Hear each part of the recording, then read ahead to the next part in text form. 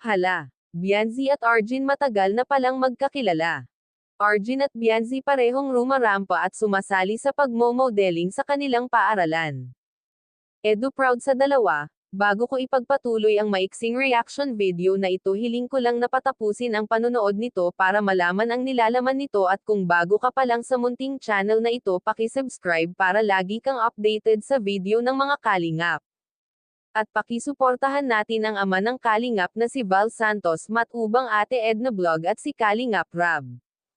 Isang mapagpalang araw sa inyong lahat mga kalingap, at shoutout nga pala sa patuloy na sumusuporta sa aking YouTube channel, lalong-lalo na sa mga viewers natin na walang sawang nanonood at sumusuporta. Maraming salamat. Edu proud sa kanyang beneficiaries na si Arjun at sa kanyang love team na si Bianzi. Para po sa kaalaman ng lahat, ito palang si Bianzi at Arjun ay magka-schoolmate pala ito at sabay itong sumali sa pagrampa. Dahil parehong matangkad at maganda ang dalawang ito, ay lumaban ito ng modeling sa kanilang paaralan at sabay silang rumampa ni Arjun. Edu proud sa ginawa ng dalawa. Syempre proud si Edu dahil una sa lahat beneficiary niya si Arjun, si Edu ang tumutulong para makapag-aral si Arjun.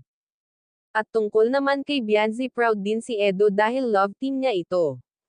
Kaya pala madalas na dumadaan si Edo sa lugar nila Bianzi dahil malapit lang pala ang bahay ni Arjun. Iyon nga lang, medyo bundok ang bahay ni Arjun, talagang pag naglakad ka walang bahay na madadaanan, puro mga kadamuhan, samantala si Bianzi ay nasa tabi lang ng kalsada at malapit sa dagat. Sobrang layo din pala ang pinag-scoutan ni Edo, lalo na pagpupunta kay Arjun para maghatid ng grocery at kung ano pang tulong. Hanggang dito na lang ang update ko mga kalingap, maraming salamat at God bless sa inyong lahat.